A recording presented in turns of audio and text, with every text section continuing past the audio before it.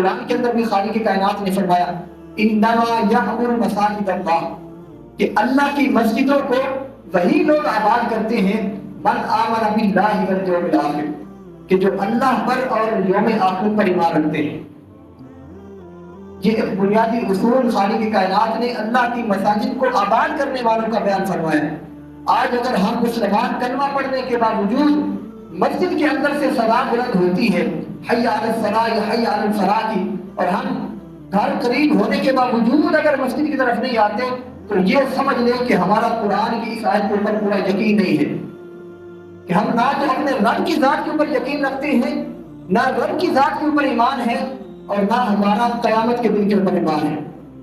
ظاہر ہے ہمارا صرف ایک باطن ہے اور ایک ظاہر ہے۔ ظاہر تو ہم نے کیا دیا کہ ہم کلمہ پڑھتے ہیں۔ وہ حضرت اقبال نے کہا تھا خد میں کہہ بھی دیا لا الہ تو کیا حاصل، دل و نگاہ مسلمان نہیں تو کچھ بھی نہیں۔ جب دل مسلمان نہیں ہے، دل کے اندر ایمان نہیں ہے، اور ہمارے حالات، ہمارے عادات، ہمارے اطوار ایسے نہیں ہیں کہ جو کسی دوسرے قوم کو دیکھنے والے کو اس بات پر آمادہ کر دیں کہ یہ واقعی رسول اللہ کے غلام ہے، تو پھر ظاہر کلمہ پڑھنے کا کوئی ظاہری فائدہ نہیں ہے، پھر ہم صرف نام کے مسلمان ہیں، کام کے مسلمان نہیں ہیں۔ تو خالق کائنات نے فرمایا انما یعمر مساجد اللہ، کہ اللہ کی مسجدوں کو وہی لوگ آباد کرتے ہیں جو اللہ کے اوپر اور قیامت کے دن کے اوپر ایمان رکھتے ہیں۔ اس حوالے سے حضور سید عالم صلی اللہ علیہ وآلہ وسلم نے ایک بڑی مختصر مگر جامع حدیث پاک بیان فرمائی ہے، ترمذی شریف کی حدیث پاک ہے۔ حضور سید عالم صلی اللہ علیہ وآلہ وسلم نے ارشاد فرمایا اذا رأیتم الرجل یعتاد المسجد، توجہ سے الفاظ کو سنیے گا۔ نبی کریم علیہ السلام نے فرمایا کہ جب تم کسی بندے کو دیکھو کہ وہ اللہ کی مسجد کو آباد کرنے کے لیے آتا ہے، یعنی جس وقت بھی وہ صدا حی علی الصلاۃ حی علی الفلاح کی سنے تو اس کے دل کے اندر فکر پیدا ہو کہ یار میں نے اپنے رب کے سامنے حاضر ہونے کے لیے جانا ہے، وہ پورا اہتمام کرے، زیب و زینت کو اختیار کرے۔ تو سرکار نے فرمایا اذا رأیتم الرجل یعتاد المسجد، کہ جب تم کسی بندے کو دیکھو کہ وہ اللہ کی مسجد کو آباد کرتا ہے تو حضور صلی اللہ علیہ وسلم نے فرمایا فاشہدوا لہ بالایمان، تو تم اس کے ایمان کے کامل ہونے کی گواہی دو، تم اس بات کا یقین رکھو کہ وہ اللہ کی ذات کے اوپر ایمان رکھنے والا ہے۔ کیوں؟ اس لیے کہ رب نے قرآن کے اندر بیان فرمایا انما یعمر مساجد اللہ، کہ اللہ کی مسجدوں کو وہی لوگ آباد کرتے ہیں جو اللہ پر اور یوم آخر پر ایمان رکھنے والے ہیں۔ تو آج ہم صدا سن کر بھی اللہ کی مسجد کی طرف نہیں آتے، تو ہمیں فکر کرنی چاہیے کہ حضور سید عالم صلی اللہ علیہ وآلہ وسلم کے اس فرمان کے مطابق اگر ہم مسجد کے اندر نہیں جا رہے تو پھر کون ہے جو ہمارے ایمان کے کامل ہونے کی گواہی دے گا؟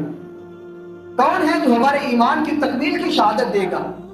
فرشتے جو ہمارے اعمال لکھ رہے ہوتے ہیں، جو اس بات کی شہادت دے رہے ہوتے ہیں، پھر ہم کیسے رب کے سامنے حاضر ہوں گے کہ باری تعالیٰ تیری طرف سے صدا بھی آ رہی تھی، تیری طرف سے بلاوا بھی آ رہا تھا، مؤذن حی علی الصلاۃ حی علی الفلاح بھی کہہ رہا تھا، لیکن ہم پھر بھی دنیا داری کے اندر مگن تھے۔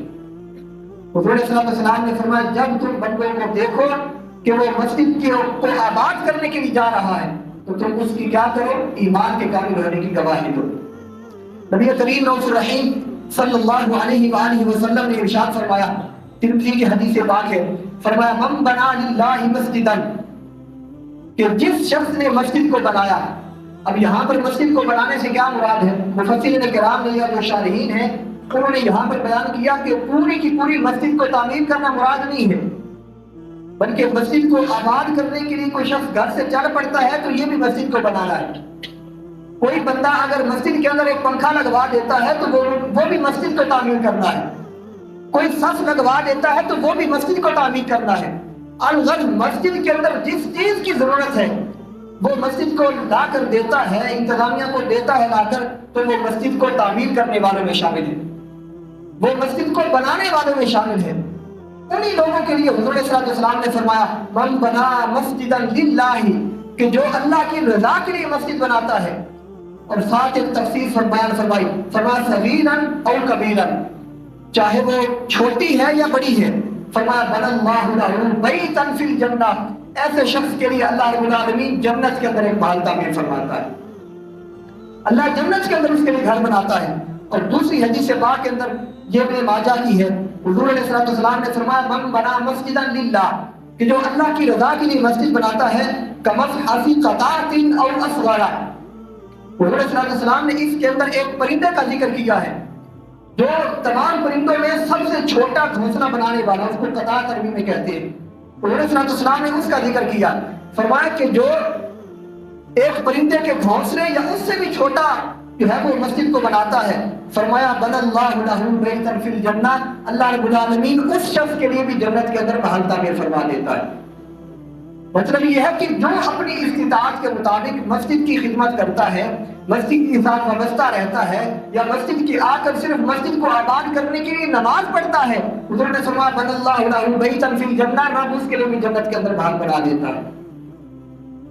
مسجد کی صفائی کرنا، اس کے لیے اہتمام کرنا، یہ بھی اس کو آباد کرنے کے اندر ہی شامل ہے۔